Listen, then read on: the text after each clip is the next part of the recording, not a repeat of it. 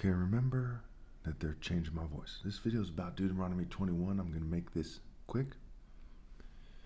They're making it harder for me to make these videos. This series about Deuteronomy is taking way longer than it should.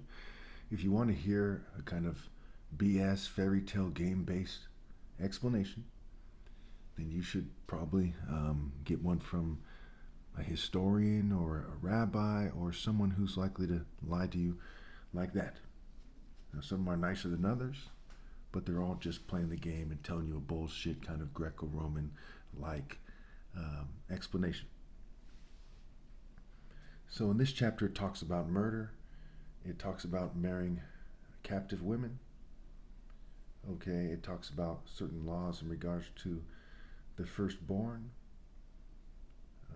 what to do with a rebellious son, and various other laws.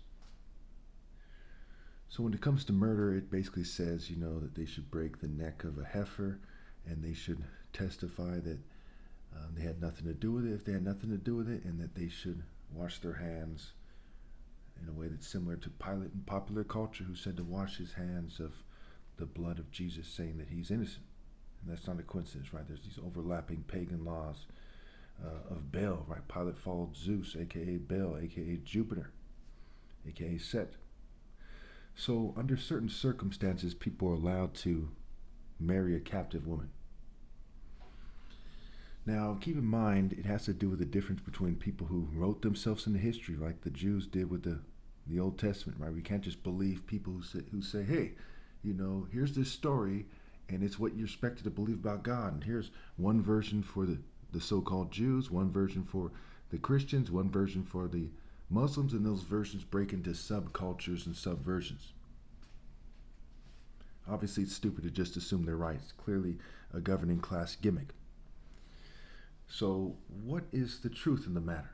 If people obey God through me, okay, and they were to wage war, which is something that, it's safe to say it's not going to happen, that they can take captive women and force them to obey God through me, right? But soon my flesh will be dead, and it's safe to say I have no intention for any military conquest, and people shouldn't be reproducing no matter what.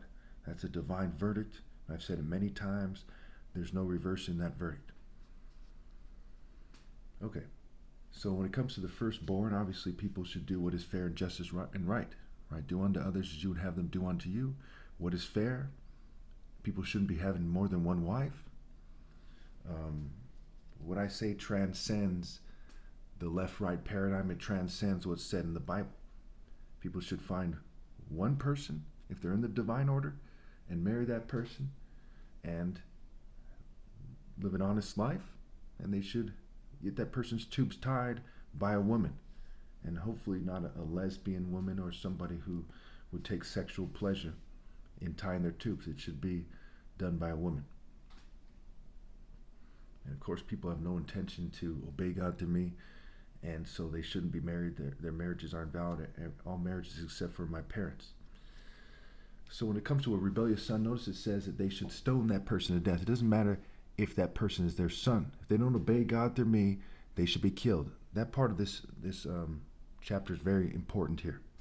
They refer to him as a glutton and a drunkard, right? There's someone who prefers the flesh and things that make them feel good while their brain is being made intoxicated, whether it's actually alcohol or drunk off lust or drunk off greed, drunk off pride, drunk off one of the 7 deadly sins, what have you, right? They're drunk off something, and they can't stop but trying to live longer outside the divine order, so they're a glutton and a drunkard in those terms.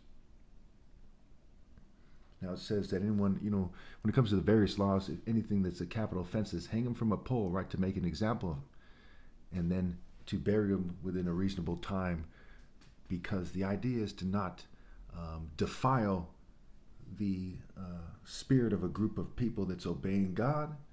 Okay, and nobody is except for me, and my parents are blameless, and to not defile the land that they're trying to make sacred, which no land at this time is sacred.